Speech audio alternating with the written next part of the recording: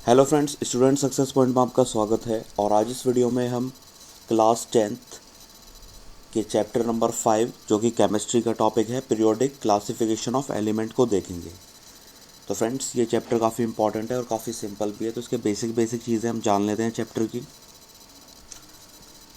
तो फ्रेंड, आपको ये चीज़ याद रखनी है। देखिए, जो पीरियोडिक टेबल होता है, ठीक है, तो हम उसको क्या करते हैं, पीरियोडिक टेबल में एलिमेंट्स को इस तरीके से रखते हैं कि जो वो उसको इस तरीके से डिवाइड कर देता है पीरियोडिक टेबल कि जिन एलिमेंट्स की सेम प्रॉपर्टी होती है, ठीक है, तो उनको हम एक सेम ग्रुप में रख देते हैं।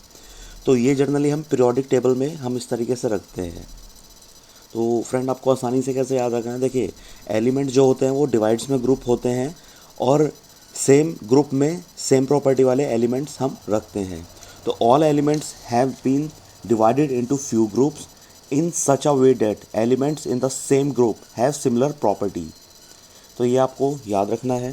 और अब देखिए फ्रेंड, अभी फ़िलहाल आप ये देखिए कि जो मॉडर्न पीरियोडिक टेबल है उसमें 118 एलिमेंट्स हैं, ठीक है, जिसमें से कि नॉन एलिमेंट जो हैं वो 115 हैं और 3 एलिमेंट्स अभी तक डिस्कवर नहीं किए गए हैं। तो जो डिस्कवर नहीं किए गए हैं उनका नंबर है, एटॉमिक नंबर है उनका 113, 115, 117।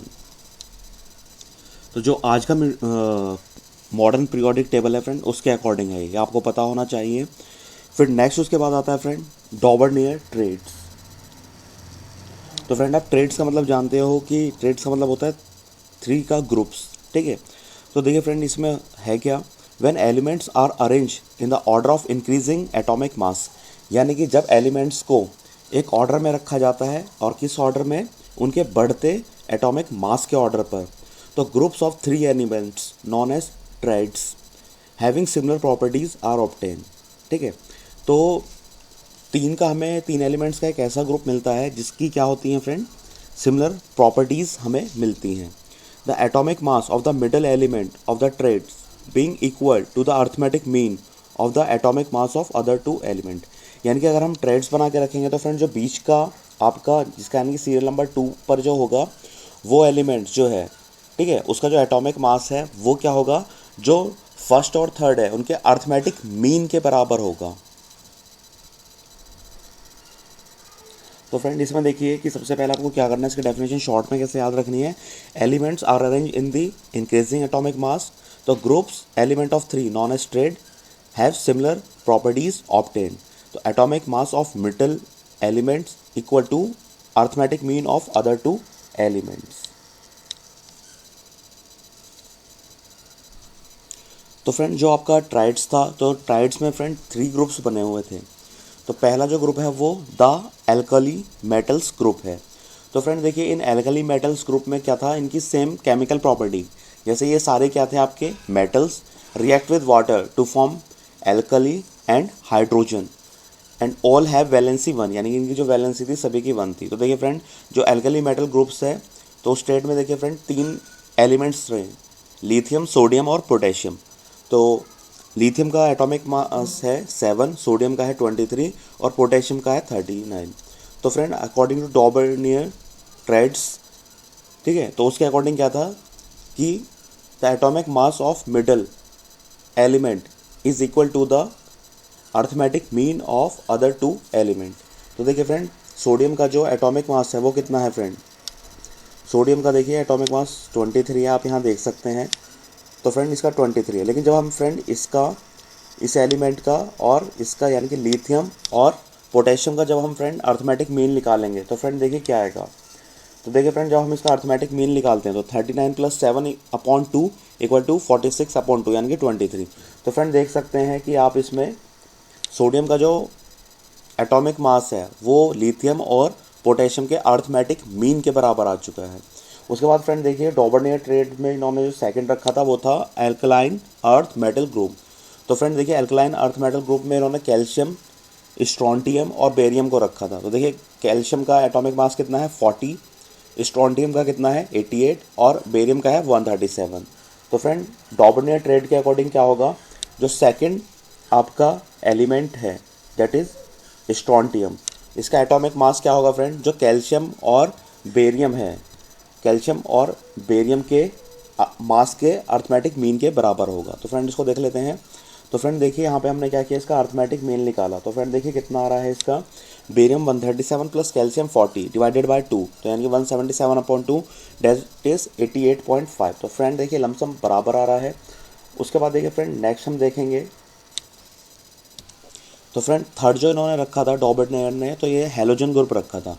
तो फ्रेंड देखिए हेलोजन ग्रुप की भी सेम प्रॉपर्टीज है, जैसे all are non metals, react with water to form acid और हैविंग वैलेंसी 1।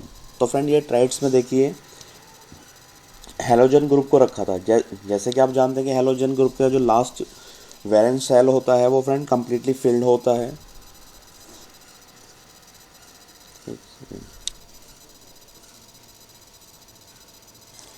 सॉरी फ्रेंड, जो हेलोजन ग्रुप है उसमें वैलेंसी 1 होती है।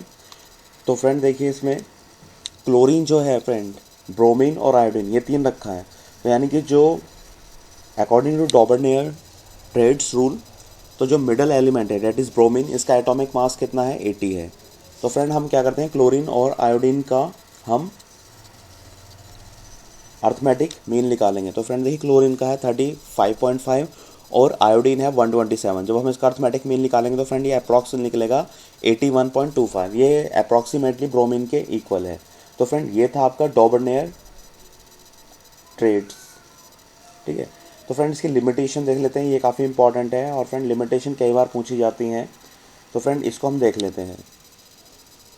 तो फ्रेंड देखिए इसकी लिमिटेशन देख लेते हैं। तो जनरली इसमें जो लिमिटेशन है, तो पहला लिमिटेशन क्या है friend, it is fail to arrange all the known element in the form of triads of element having similar chemical properties. तो फ्रेंड देखिए जो डॉबर्टनेयर ने ट्रेड्स का रूल बनाया था, या उन्होंने जो डॉबर्टनेयर ने जो ट्रेड्स ऑफ एलिमेंट बनाया था वो क्या हो गया था, फेल हो गया था, ठीक है। और फेल भी क्या हो गया था फ्रेंड, उस समय क्या था कि कुछ जिस समय डॉबर्टनेयर ने ये बनाया था तो कुछ लिमिटेड ही आपके एलिमेंट्स नॉन थे, ठीक है। तो उन लिमिटेड नॉन्स एलिमेंट में भी क्या हो गया था फ्रेंड, कि जो डॉबर्टनेयर ने जो ट्रेड्स बनाया था वो फेलियर कर गया था सभी एलिमेंट को अरेंज करने में जिनकी सिमिलर केमिकल प्रॉपर्टीज थी। तो it is fail to arrange all the known element in the form of triads of element having similar chemical properties. उसके बाद देखिए फ्रेंड सेकंड है इसमें, Dobereiner could identify only 3 triads from the element known at that time.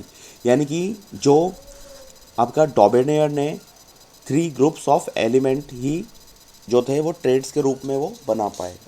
तो डॉबर्टनेयर could identify only 3 trades, उन्होंने 3 trades बनाए थे। एक तो एल्कली मेटल्स का, एक एल्कलाइन अर्थ मेटल का, और तीसरा था फ्रेंड हेलोजन ग्रुप्स का। तो वो खाली 3 ट्रेड्स ही बना पाए थे, ठीक है। यानी कि जो उस समय पे एलिमेंट्स नॉन थे उनमें से सिर्फ 3 ट्रेड्स ही ये बना पाए थे। तो इट इज़ नॉट सक्सेसफुल, तो ये सक्सेसफुल नहीं हो पाए, ठीक है। अगर ये सक्सेसफुल होता तो फ्रेंड इसको हम आज भी यूज़ कर रहे होते, लेकिन आज हम इसको यूज़ नहीं कर रहे हैं। क्यों यूज़ नहीं कर रहे हैं, क्योंकि अब मॉडर्न पीरियोडिक टेबल आ गया है। उसके बाद देखिए friend, fail to arrange element having same chemical properties then known elements in triads, और ओनली 3 ट्रेड्स आइडेंटिफाई। ये आप शॉर्ट में कर सकते हैं। देखिए फ्रेंड ये जो मैंने ग्रीन रेड कलर में लिखा हुआ है इसको आप शॉर्ट में याद कर सकते हो। कुछ स्टूडेंट्स होते हैं वो शॉर्ट में याद करना पसंद करते हैं। तो देखिए friend, it is fail to arrange element having same chemical properties then known element in triads. और दूसरा क्या, ओनली 3 ट्रेड्स आइडेंटिफाई, यानी कि कुल 3 ट्रेड्स को ही आइडेंटिफाई कर पाए थे। फिर नेक्स्ट आता है friend Newlands law of octaves. देखिए फ्रेंड ऑक्टेव्स का मतलब होता है एक तरीके से 8 को हम ऑक्टेन बोल देते हैं। तो इस तरीके से जैसे होता है ना mono, di, tri, quads, pent, hex, hept, oct.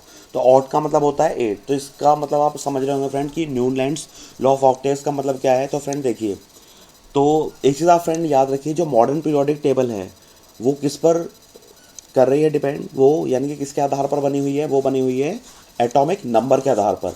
और बाकी आपका जो फ्रेंड डॉबर्टनेयर ट्रेड्स है, न्यूलैंड्स लॉ ऑफ ऑक्टेव्स है, मेडली पीरियोडिक टेबल जो है वो सब किस पर हैं, एटॉमिक मास पर डिपेंड करते हैं। उनके आधार पर इसको बनाया गया था। तो फ्रेंड देख लेते हैं न्यूलैंड्स लॉ ऑफ ऑक्टेव्स क्या है। तो देखिए friend, when elements are arrange in the order of increasing atomic mass, यानी कि जब एलिमेंट्स को अरेंज किया जाता है उनके इंक्रीजिंग बढ़ते क्रम में एटॉमिक मास के आधार पर, तो properties of the 8 element are a repetition of the property of the first element. यानी कि जो आठवें एलिमेंट की जो प्रॉपर्टी होगी वो क्या होगी, repetition of the property of the first element. यानी कि आप क्या करेंगे फ्रेंड, देखिए जैसे आप नीचे टेबल देख सकते हैं। तो देखिए फ्रेंड, पहले नंबर पे हाइड्रोजन है, दूसरे पे लिथियम है, फिर बेरियम है, फिर बोरोन है, देन कार्बन है, फिर नाइट्रोजन है, देन ऑक्सीजन है। तो फ्रेंड देखिए कितने हो गए, आप इनको एक बार गिन के देखिए। तो फ्रेंड ये देखिए आपके 7 हो गए। 1 2 3 4 5 6 7। तो फ्रेंड 7 के बाद जब आठवां आएगा, आठवां याद देखिए फ्रेंड, आठवें नंबर पे पहले पे हाइड्रोजन है, फिर lithium, barium, boron, carbon, nitrogen, oxygen, फिर फ्लोरीन। यानी कि देखिए फ्रेंड, यानी कि जो पहले नंबर पे था उसकी जो केमिकल प्रॉपर्टीज़ हैं, ठीक है, उसकी जो प्रॉपर्टीज़ हैं वो आठवें के साथ मेल खा रही है। यानी कि आठवां जो एलिमेंट है वो उसकी प्रॉपर्टीज़ कैसी होंगी फ्रेंड, वो फर्स्ट के सिमिलर होंगी। तो यही फ्रेंड क्या था, न्यूलैंड्स लॉ ऑफ ऑक्टेव्स। तो फ्रेंड देखिए एक बार इस डेफिनेशन को फिर से देखिए। When element are arrange in the order of increasing atomic mass, then the property of the 8 element are a repetition of the properties of the first element. तो फ्रेंड इसको टेबल को आप एक बार ध्यान से देखिए फ्रेंड, इसमें कुछ प्रॉपर्टीज दी हुई हैं जिससे कि आप इसके लिमिटेशंस देखेंगे। ठीक है फ्रेंड, तो ये न्यूलैंड्स लॉ ऑफ ऑक्टेव्स थे। तो फ्रेंड देखिए इसमें यानी कि जो आठवां जो एलिमेंट है उन सभी की प्रॉपर्टी सिमिलर होगी। ठीक है, तो फ्रेंड देखिए ये पहला है, ये आठवां है, फिर उसके बाद देखिए 15 है। ठीक है, और उसके बाद देखिए फ्रेंड आप यहाँ बीच में देखेंगे कि इसमें देखिए फ्रेंड ये दो एलिमेंट्स को इन्होंने एक ही कैटेगरी में रखा हुआ है, एक साथ रखा हुआ है। यहाँ पे देखिए फ्रेंड एक साथ रखा हुआ है, देन यहाँ पर देखिए फ्रेंड एक साथ रखा हुआ है इन्होंने। तो यही इनकी क्या है फ्रेंड, लिमिटेशन थी, या इनमें कुछ कमियाँ थी, वो यही थी। तो अब देख लेते हैं फ्रेंड इसका next Newlands law of octaves में है क्या। तो देखिए फ्रेंड इसकी लिमिटेशन देख लेते हैं। तो limitation of Newlands law of octaves, ये कई बार एग्जाम में पूछा जा चुका है, इसको भी अच्छे से प्रिपेयर कर लीजिए। तो फ्रेंड देखिए, this is applicable to the classification of element up to calcium only, यानी कि कैल्शियम तक के एलिमेंट्स को ही क्या कर सकता है, क्लासिफिकेशन कर सकता है।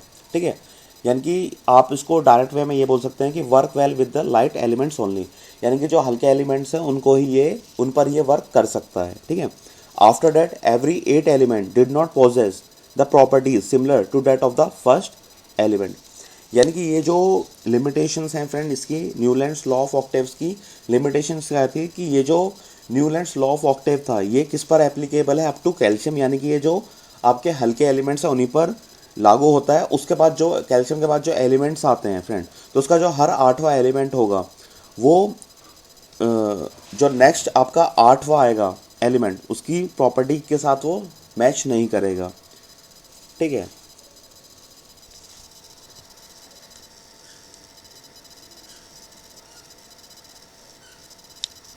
तो फ्रेंड ये देखिए आप इसमें टेबल में देख सकते हैं।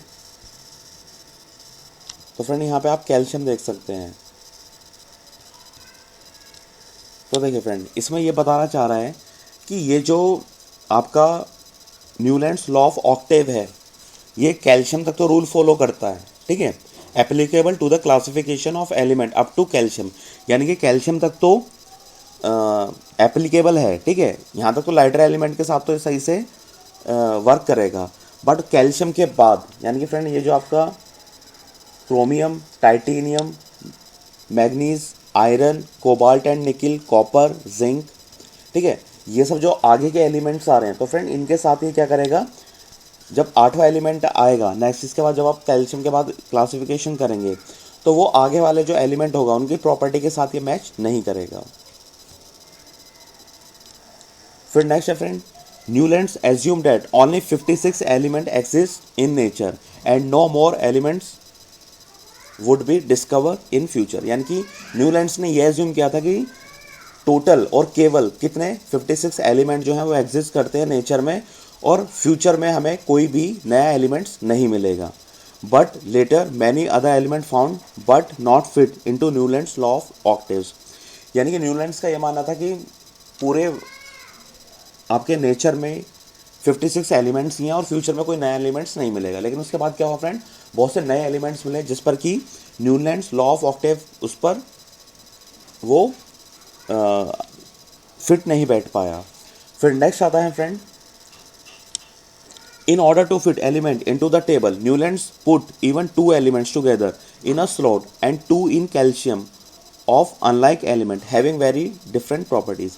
यानी कि फ्रेंड इन्होंने क्या किया था कि जो न्यूलैंड्स लॉ ऑफ ऑक्टेव है, इन्होंने क्या किया था फ्रेंड, दो एलिमेंट्स को एक साथ रख दिया था। ठीक है, देखिए आप यहाँ पर आप देख सकते हैं दो एलिमेंट्स इन्होंने एक साथ रखे हुए हैं यहाँ पर, जैसे कोबाल्ट और निकल को एक साथ रखा हुआ है, और सीजियम और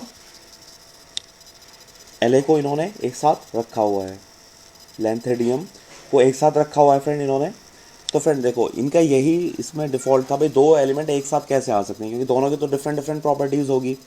ठीक है, जब दोनों की डिफरेंट प्रॉपर्टीज़ है तो उसको आप एक साथ कैसे रख सकते हो, तो यही इनका फ्रेंड क्या था, डिफेक्ट था इसमें।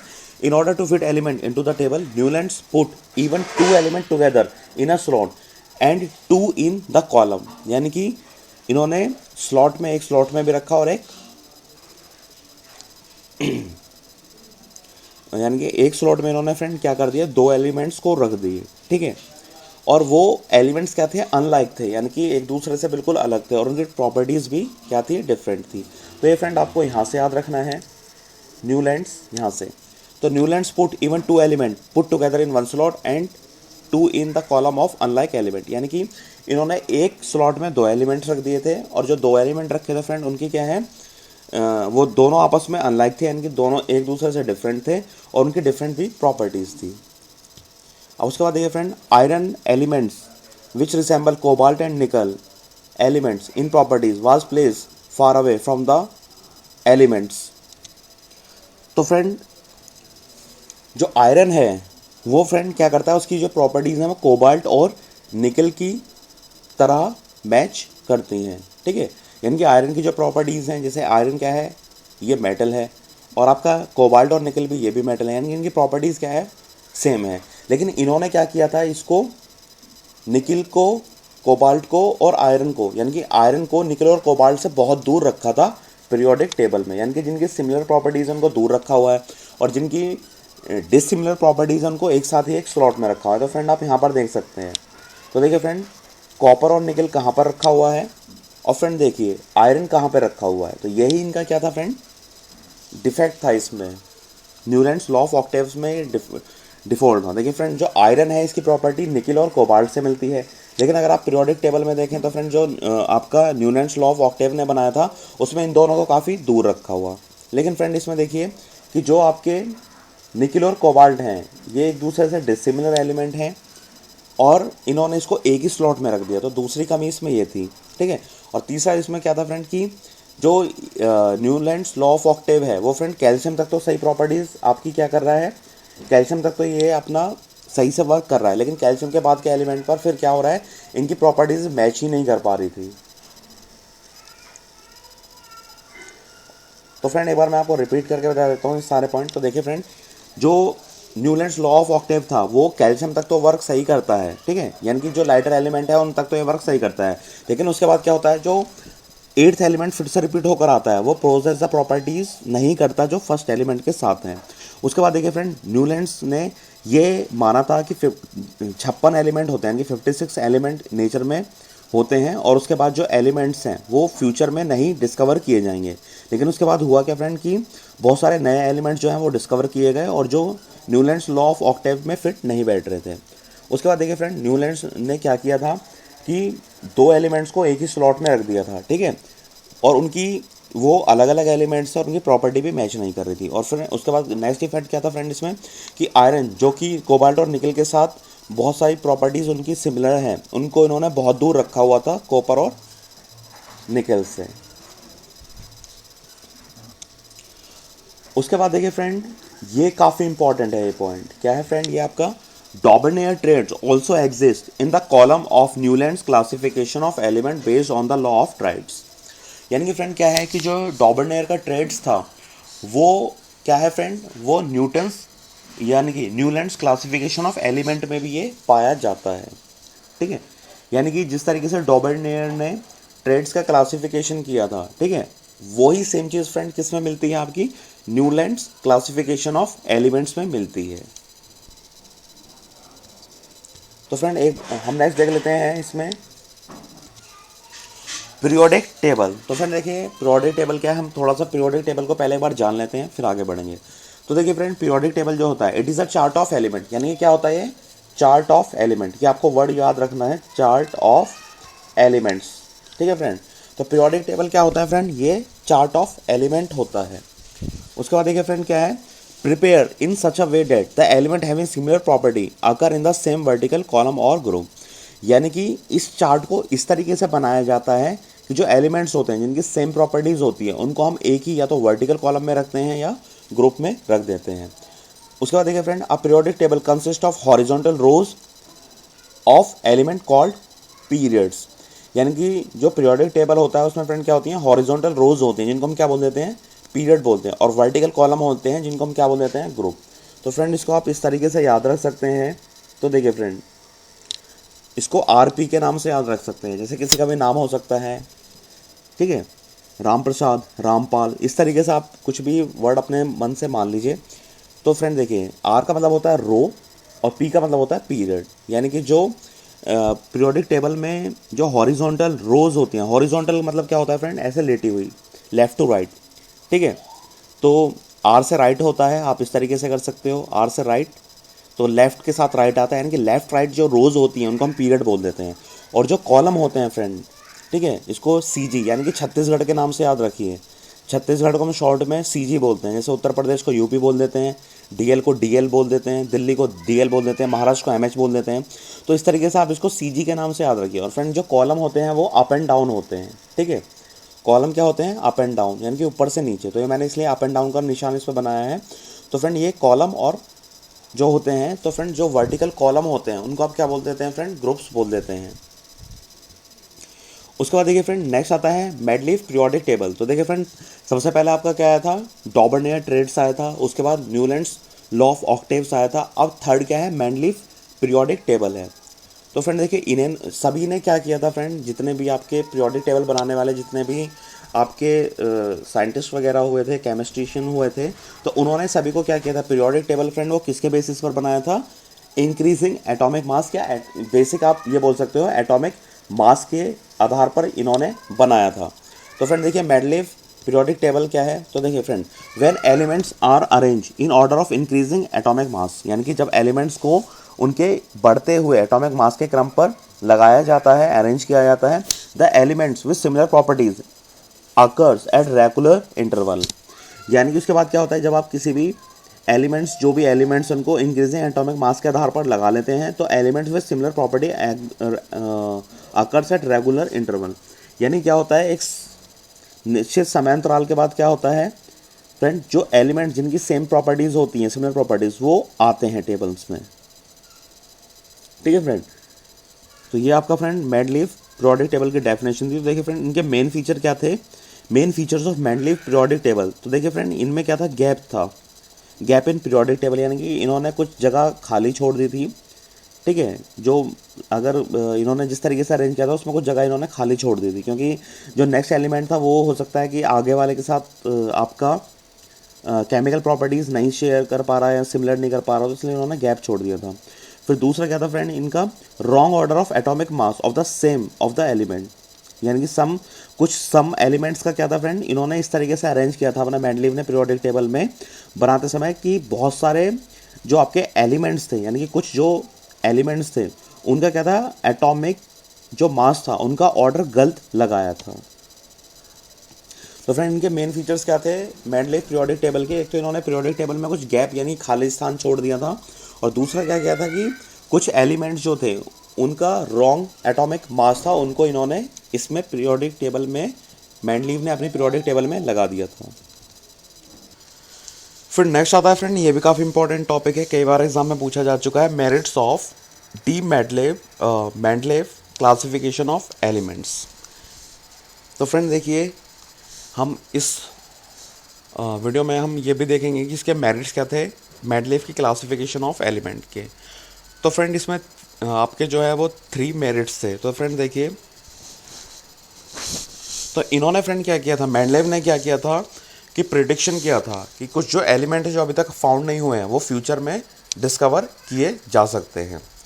तो predict the existence of some element that had not been discovered at that time, यानी कि इन्होंने भविष्य में ये भी बोला था कि भविष्य में कुछ और एलिमेंट्स मिलेंगे, तो ये इनकी काफ़ी अच्छी बात थी फ्रेंड।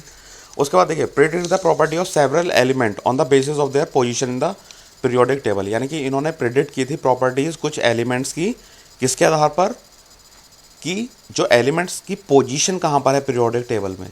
तो फ्रेंड देखिए अगर किसी की एक रेगुलर इंटरवल के बाद क्या है पीरियोडिक टेबल, कोई ऐसा तो है नहीं कि एक से स्टार्ट और सीधा एक लाइन में चला गया, यानी कि इसमें रिपीटिशन होते रहते हैं। तो इन्होंने ये किया था कि अगर हम किसी एलिमेंट की प्रॉपर्टीज़ को जान सकते हैं उसकी पीरियोडिक टेबल में पोजीशन के आधार पर, यह भी काफ़ी अच्छी बात थी। उसके बाद थर्ड क्या था, तो देखिए इन्होंने क्या किया था फ्रेंड, इन्होंने ये सुझाव दिया था, जब दिया था कि जो नॉर्मल गैसेज हैं वो भी क्या होगी, इन्होंने पहले ही ये कर लिया था कि कुछ जो नॉर्मल गैस हैं वो भी डिस्कवर होंगी। तो ये चीज़ इन्होंने फ्रेंड मेंडलेव पीरियोडिक टेबल ने, यानी कि जो मेंडलेव थे इस पीरियोडिक टेबल के आधार पर इन्होंने मेंडलेव ने बताया था। तो फ्रेंड एक बार फिर देख लेते हैं merits of Mendeleev classification of element. तो देखिए फ्रेंड इन्होंने मतलब प्रिडिक्ट किया था कि फ्यूचर में हमें कुछ और एलिमेंट्स डिस्कवर होंगे। दूसरा क्या बताया था इन्होंने कि पीरियोडिक टेबल में हम एलिमेंट्स की पोजीशन देखकर उनकी प्रॉपर्टीज़ के बारे में प्रिडिक्ट कर सकते हैं। तीसरा क्या इन्होंने बताया था कि इन्होंने ये चीज़ बताया था कि पीरियोडिक टेबल में कुछ जो है वो नोबल गैसेस भी होंगी जो डिस्कवर होंगी, यानी कुछ नोबल गैसेस की भी इसमें जगह होगी जो कभी फ्यूचर में डिस्कवर होंगी। उसके बाद देख लेते हैं friend limitation of Mendeleev classification. तो फ्रेंड ये भी तीन है। तो फ्रेंड क्या था, इन्होंने लिमिटेशन का मतलब होता है कि जो इसमें डिफेक्ट थे या कुछ प्रॉब्लम्स थी तो वो क्या क्या थी। तो position of isotopes could not B explain, यानी कि इसमें क्या है आइसोटॉप्स की पोजीशन के बारे में कोई एक्सप्लेनेशन नहीं था। दूसरा क्या था फ्रेंड, कुछ एलिमेंट्स के रॉन्ग मतलब उनका रॉन्ग एटॉमिक मास के बारे में इन्होंने क्या किया था, कोई डेफिनेशन नहीं दी थी। यानी कि जैसे जिसका इन्होंने वैसे कुछ एलिमेंट्स को आप जानते हैं कि इन्होंने मेंडलेव ने भी क्या किया था कि एटॉमिक को अपने पीरियोडिक टेबल में इंक्रीजिंग एटॉमिक मास के आधार पर रखा था। तो फ्रेंड बढ़ते हुए होने चाहिए, तो कुछ की क्या थी फ्रेंड एटॉमिक मास, जैसे पहले इन्होंने रख दिया ज़्यादा वाला उसके बाद रख दिया कम वाला। तो यानी कि एक इंक्रीजिंग ऑर्डर में तो ये होता है अभी पहले कम फिर उससे ज़्यादा उससे ज़्यादा फिर उससे ज़्यादा फिर सबसे ज़्यादा, लेकिन बीच में कुछ ऐसे एलिमेंट्स आ गए थे जिनका पहले तो ज़्यादा था फिर बाद में कम हो गया, यानी कि डिक्रीजिंग ऑर्डर हो गया एक स्टैंड पर। तो वो इस चीज़ को डिफाइन नहीं कर पाए थे। उसके बाद देखिए friend the correct position could not be assign to hydrogen in the periodic table, यानी कि इन्होंने क्या किया था कि जो हाइड्रोजन है उसको करेक्ट पोजीशन पीरियोडिक टेबल में नहीं दी थी। तो थर्ड क्या इसमें फ्रेंड डिफेक्ट था, देखिए हाइड्रोजन को इन्होंने जो पीरियोडिक टेबल में अपने रखा था उसको करेक्ट पोजीशन पर ये उसको नहीं रख पाए थे। तो ये फ्रेंड क्या है लिमिटेशन है ऑफ मेंडलेव क्लासिफिकेशन। तो एक बार फिर से देख लेते हैं friend limitation of Mendeleev classification. तो सबसे पहले तो ये था कि फ्रेंड इन्होंने आइसोटॉप की पोजीशन को एक्सप्लेन नहीं किया था। दूसरा क्या है कि जो कुछ एलिमेंट्स के इन्होंने अपने पीरियोडिक टेबल में रख दिए थे उनका कुछ एटॉमिक मास क्या था, उनका गलत ऑर्डर था, उसको डिफाइन नहीं कर पाए थे। और तीसरा क्या है फ्रेंड कि हाइड्रोजन को ये पीरियोडिक टेबल में सही जगह नहीं दे पाए थे। तो फ्रेंड अब हम नेक्स्ट देखते हैं present basis for the classification of element, यानी कि जो मॉडर्न पीरियोडिक टेबल है यानी कि जिसको हम आज इस्तेमाल कर रहे हैं तो उसका आधार क्या है। तो present basis for the classification of element, तो फ्रेंड इसका क्या है फ्रेंड, इसका जो प्रेजेंट बेसिस है वो आपका एटॉमिक नंबर है ना कि एटॉमिक मास। तो ये आपको याद रखना है एटॉमिक नंबर है। Present basis for the classification of element is atomic number of element, ठीक है फ्रेंड। और जैसा कि आप जानते हैं फ्रेंड एटॉमिक नंबर जो होता है वो किसके बराबर होता है, नंबर ऑफ इलेक्ट्रॉन और प्रोटॉन के, यानी कि इलेक्ट्रॉन्स के जितने किसी एलिमेंट्स में इलेक्ट्रॉन होते हैं उतना ही उसका एटॉमिक नंबर होता है। तो फ्रेंड देखिए तो एटॉमिक इलेक्ट्रॉन्स का हम क्या करते हैं फ्रेंड, कॉन्फ़िगरेशन करते हैं इलेक्ट्रॉन्स का कॉन्फ़िगरेशन। तो हम ये बोल सकते हैं कि जो present basis of classification of element है वो आपका इलेक्ट्रॉनिक कॉन्फ़िगरेशन ऑफ एलिमेंट्स है या एटॉमिक नंबर ऑफ एलिमेंट्स है। उसके बाद देख लेते हैं friend explanation of the defect of Mendeleev classification of element after discovery of classification of element by periodic number. तो फ्रेंड देखिए जो मेंडलेव की क्लासिफिकेशन था उसमें आपने देखा कि तीन डिफेक्ट्स थे, जैसे कि हाइड्रोजन की पोजीशन कहाँ रखनी है, दूसरा कुछ जो एलिमेंट्स थे जिनका कि रॉन्ग एटॉमिक मास था तो फ्रेंड उसको कहाँ उनको करेक्ट किया गया है इसके द्वारा, और तीसरा क्या था फ्रेंड उसमें जो डिफेक्ट था मेंडलेव के उसमें कि जो एलिमेंट्स हैं तो फ्रेंड जो इसका तीसरा डिफेक्ट था वो क्या था कि जो आइसोटॉप्स है उनके पोजीशन को सही जगह पर नहीं रखा गया था, वो बताया नहीं गया था। तो फ्रेंड देखिए, जब एटॉमिक नंबर के बेसिस पर साइंटिस्ट ने, केमिस्ट्रिशियन ने क्या किया कि पीरियोडिक टेबल बनाया, तो जितने भी मेंडलेव के डिफेक्ट्स थे वो सारे डिफेक्ट्स क्या हो गए फ्रेंड, खत्म हो गए। ठीक है, तो देखिए फ्रेंड, जैसा कि पहला डिफेक्ट क्या था इसमें, तो देखिए explanation for the position of isotopes. तो फ्रेंड देखिए, since all the isotopes of an element have the same atomic number, यानी कि जितने भी आइसोटॉप्स होते हैं उन सभी का क्या होता है फ्रेंड, सिमिलर एटॉमिक नंबर होता है, तो they can be put at the place in the same group of the periodic table. तो उनको कहाँ पर रख दिया गया, उनको सेम ग्रुप में रख दिया गया पीरियोडिक टेबल में। तो फ्रेंड इस तरीके से हमारा डिफेक्ट जो था पोजीशन ऑफ आइसोटॉप्स का, ये भी दूर हो गया। और दूसरा डिफेक्ट क्या था, explanation for the position of cobalt and nickel. तो फ्रेंड देखिए, कोबाल्ट जो है उसका लोअर एटॉमिक नंबर है, that is 27, should come first, यानी कि कोबाल्ट पहले आएगा, और nickel with higher atomic number 28 should come later, यानी कि वो उसके बाद आएगा, even if their atomic mass are in the wrong order. यानी कि देखिए, इन दोनों का एटॉमिक मास क्या है, जैसे कि आप दोनों का एटॉमिक मास देखेंगे तो सिमिलर सा है, सेम है। तो उसके बेसिस पे तो फ्रेंड क्या हो रहा था कि Newland octaves, law of octaves में उनको क्या किया था, कोबाल्ट और निकिल को एक साथ रख दिया था। ठीक है फ्रेंड, तो क्योंकि उनका मास सेम सा था, लेकिन जब से एटॉमिक नंबर के आधार पर पीरियोडिक टेबल बनाया गया तो फ्रेंड उसमें क्या किया है, कोबाल्ट को पहले रखा, क्योंकि कोबाल्ट का एटॉमिक नंबर कम है, इनके 27 है, और निकिल को बाद में रखा क्योंकि उसका एटॉमिक नंबर 27 है। ठीक है, तो ये चीज़ हमारे डिफेक्ट दूर हो गए थे, किससे, एटॉमिक नंबर के आधार पर पीरियोडिक टेबल बनाने से। फिर नेक्स्ट देखते हैं friend, modern periodic table. Modern periodic table क्या है, जिसको फ्रेंड आज हम अपनी केमिस्ट्री की बुक्स में देखते हैं, या जिसके आधार पर पूरी केमिस्ट्री आज की तारीख में चल रही है। तो फ्रेंड इसको मॉडर्न पीरियोडिक टेबल को हम फ्रेंड क्या बोल देते हैं, long form of periodic table भी बोल देते हैं। और इसकी डिस्कवरी किसने की थी फ्रेंड, नील बोहर ने की थी। तो फ्रेंड देख लेते हैं। तो फ्रेंड जैसा कि आप जानते हैं, पीरियोडिक टेबल आप देख चुके हैं, तो इसमें हम देखते हैं फ्रेंड इसके कैरेक्टरिस्टिक्स ऑफ पीरियड। तो पीरियड्स क्या होते हैं फ्रेंड, जो लेफ्ट टू राइट चलते हैं, यानी कि जो रोज में होते हैं। तो फ्रेंड देखिए, जब आप लेफ्ट टू राइट चलेंगे तो इसके वैलेंस इलेक्ट्रॉन्स के नंबर क्या होंगे, इंक्रीज होंगे। यानी कि अगर आप मॉडर्न पीरियोडिक टेबल में लेफ्ट टू राइट चलेंगे तो फ्रेंड क्या होगा, इसके जो वैलेंस इलेक्ट्रॉन का नंबर है वो क्या होगा, इंक्रीज होगा, बढ़ेगा। दूसरा फ्रेंड क्या है, वैलेंसी, यानी कि संयोजकता। यानी कि अगर आप लेफ्ट टू राइट चलेंगे तो पहले क्या होगा फ्रेंड, इसकी वैलेंसी बढ़ेगी फ्रॉम 1 to 4, यानी कि 1 से लेकर 4 तक बढ़ेगी। देन उसके बाद क्या होगी फ्रेंड, डिक्रीज टू 0, फिर 0 पर आ जाएगी इसकी वैलेंसी।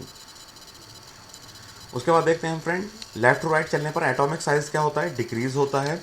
लेफ्ट टू राइट चलने पर मेटेलिक कैरेक्टर क्या होते हैं फ्रेंड, डिक्रीज होते हैं। और नॉन मेटेलिक कैरेक्टर क्या होते हैं, इसमें इंक्रीज होते हैं। फिर नेक्स्ट है फ्रेंड, लेफ्ट राइट चलने पर इसकी केमिकल रिएक्टिविटी क्या होती है, पहले तो इंक्रीज होगी देन डिक्रीज होगी। और फ्रेंड उसके बाद क्या है, लेफ्ट राइट चलने पर जो बेसिक ऑक्साइड है यानी कि क्षारता होती है वो क्या होती है फ्रेंड, डिक्रीज होती है। और एसिडिटी क्या होती है फ्रेंड, इसकी बढ़ती है। तो फ्रेंड ये आपको प्रॉपर्टीज़ जो है यानी कि इसके कैरेक्टरिस्टिक्स ऑफ पीरियड हैं वो आपको पता होने चाहिए। एक बार फिर से देख लेते हैं फ्रेंड, लेफ्ट टू राइट चलने पर वैलेंस इलेक्ट्रॉन नंबर होंगे वो क्या होंगे, संयोजक इलेक्ट्रॉन संख्या क्या होगी फ्रेंड, बढ़ेगी 1 से लेके 8 तक। और जो वैलेंस यानी कि संयोजकता क्या है फ्रेंड, वो पहले तो इंक्रीज होगी 1 से लेके 4 तक, देन उसके बाद 0 होगी, यानी कि डिक्रीज होगी 0 तक। उसके बाद देखिए फ्रेंड, एटॉमिक साइज क्या होगा, डिक्रीज होगा। मेटेलिक कैरेक्टर क्या होगा, डिक्रीज होगा। नॉन मेटेलिक कैरेक्टर क्या होगा, इंक्रीज होगा। केमिकल रिएक्टिविटी क्या होगी, पहले तो फ्रेंड इंक्रीज होगी देन डिक्रीज होगी। बेसिक नेचर ऑफ ऑक्साइड क्या होगा, डिक्रीज होगा। और acidic character of oxide increase होगा। उसके बाद देख लेते हैं फ्रेंड, कैरेक्टरिस्टिक्स ऑफ ग्रुप। ये मैंने आपको सीजी के नाम से बताया था। सीजी यानी कि कॉलम जो होते हैं उन्हीं को हम क्या बोल देते हैं, ग्रुप्स बोल देते हैं। तो फ्रेंड देखिए, ग्रुप्स जो होते हैं फ्रेंड वो अप टू डाउन होते हैं। ठीक है फ्रेंड, तो ग्रुप्स कितने होते हैं फ्रेंड, आपके पीरियोडिक टेबल में देखें तो ये 18 होते हैं। और पीरियड कितने होते हैं फ्रेंड, 7 होते हैं। तो फ्रेंड देखिए, ऑन गोइंग डाउन यानी कि अगर आप उसमें पीरियोडिक टेबल में ग्रुप्स के अकॉर्डिंग अप टू डाउन जाएंगे तो फ्रेंड देखिए, वैलेंस इलेक्ट्रॉन इसमें सेम होते हैं, ना घटते ना बढ़ते। जितने हैं पहले ग्रुप के उतने ही रहेंगे, दूसरे ग्रुप के जितने उतने ही रहेंगे। फिर वैलेंसी भी क्या होती है फ्रेंड, जब वैलेंस इलेक्ट्रॉन सेम होंगे तो वैलेंसी भी क्या होगी, इनकी सेम होगी। साइज ऑफ एटम क्या होगा फ्रेंड, इंक्रीज होगा। यानी कि आप ऊपर की तरफ से नीचे की तरफ जाएंगे तो इसका क्या होगा फ्रेंड, एटॉमिक साइज क्या होगा, इंक्रीज होगा। मेटेलिक कैरेक्टर भी क्या होगा, इंक्रीज होगा। केमिकल रिएक्टिविटी क्या होगी फ्रेंड, मेटल्स की तो इंक्रीज होगी और नॉन मेटल्स की डिक्रीज होगी। नेचर ऑफ ऑक्साइड क्या होगा फ्रेंड, इसमें no change in nature of oxide. तो ये आपको फ्रेंड क्या है, कैरेक्टरिस्टिक्स ऑफ ग्रुप याद रखने हैं। उसके बाद देख लेते हैं friend merits of periodic modern periodic table. ठीक है फ्रेंड, तो देखिए फ्रेंड कि जो मॉडर्न पीरियोडिक टेबल है वो किसके आधार पर है friend, it is based on atomic number of element which is most fundamental properties of element, जो कि क्या है friend, most fundamental properties of element है। दूसरा क्या है, easy to understand why element in a group show similar property but element in different group show different properties। यानी कि अगर आप ग्रुप 1 ले लें और ग्रुप 2 दे दें तो फ्रेंड देखिए ग्रुप 1 के जितने भी एलिमेंट है वो एक जैसी प्रॉपर्टीज दिखाएंगे और ग्रुप 2 के जो एलिमेंट्स हैं वो अपनी अलग प्रॉपर्टीज दिखाएंगे। तो हम ये भी बोल सकते हैं फ्रेंड जो ग्रुप 1 के एलिमेंट्स हैं वो ग्रुप 2 से अलग प्रॉपर्टीज दिखाएंगे, तो इससे आप इनको ग्रुप में भी रख सकते हो। देन उसके बाद क्या है friend, there is no defect in modern periodic table. देखिए फ्रेंड आज की जो मॉडर्न पीरियोडिक टेबल है उसमें कोई डिफेक्ट नहीं है, और कोई डिफेक्ट नहीं है इसलिए आज हम उसको यूज कर रहे हैं। उसके बाद क्या friend, it explain the reason for the periodicity in the properties of element. यानी कि ये क्या करता है फ्रेंड, जो एलिमेंट्स की जो प्रॉपर्टीज होती हैं, पीरियोडिसिटी का मतलब क्या होता है फ्रेंड, रिपीटिशन होना है कि एक पीरियड के बाद दोबारा से आना। तो ये क्या होता है फ्रेंड, जो प्रॉपर्टीज ऑफ एलिमेंट के उसकी पीरियोडिसिटी का रीजन भी ये बताता है। यानी कि जो एक कुछ इंटरवल के बाद जब उनका रिपीटिशन होता है, ये पीरियोडिसिटी होती है। पीरियोडिसिटी का मतलब कि repetition of element after a some interval, यानी कि कुछ इंटरवल के बाद क्या होता है फ्रेंड, जो रिपीटिशन होता है वो जब होता है तो वो इसकी प्रॉपर्टीज़ को बता देता है। उसके बाद देखिए friend, the modern periodic table tell us why the properties of element are repeated after 2, 8, 18, 32। तो फ्रेंड जो मॉडर्न पीरियोडिक टेबल है वो हमें बताता है प्रॉपर्टीज़ जो एलिमेंट की होती है वो रिपीटेड क्यों होती है 2, 8, 18 और 32 के बाद। देखिए फ्रेंड 2 के बाद क्या होगा कि ये बैलेंस, ये शेल कंप्लीट फिल हो जाते हैं। 2 होता है कंप्लीट शेल फिल हो जाता है, पहले शेल में 2 आते हैं, दूसरे में 8 आते हैं, थर्ड में 8 आते हैं, फिर फोर्थ में 18 आते हैं, फिर फिफ्थ में 18 आते हैं, सिक्स में 32, सेवन्थ में 32। तो जब ये आपके क्या होते हैं फ्रेंड, उसके बाद रिपीटिशन होने लगता है क्योंकि वैलेंस शेल जो होता है आपका, वैलेंस इलेक्ट्रॉन जो होते हैं उनकी जो तादाद होती है वो रिपीट होती रहती है। तो इस बेसिस पे आप बोल सकते हैं फ्रेंड कि जो इनकी प्रॉपर्टीज़ है वो रिपीट क्यों होती है 2, 8, 18 और 32 एलिमेंट्स के बाद। उसके बाद देखिए फ्रेंड आपको एक चीज़ याद रखनी है, मैं इसके बाद एक वीडियो और बनाऊंगा जिसमें आपको पीरियोडिक टेबल के बारे में बताऊंगा। तो फ्रेंड आपको ये याद रखना है कि जो आपके ग्रुप्स होते हैं वो 18 होते हैं और पीरियड जो होते हैं वो आपके 7 होते हैं। तो thank you friend, thank you very much.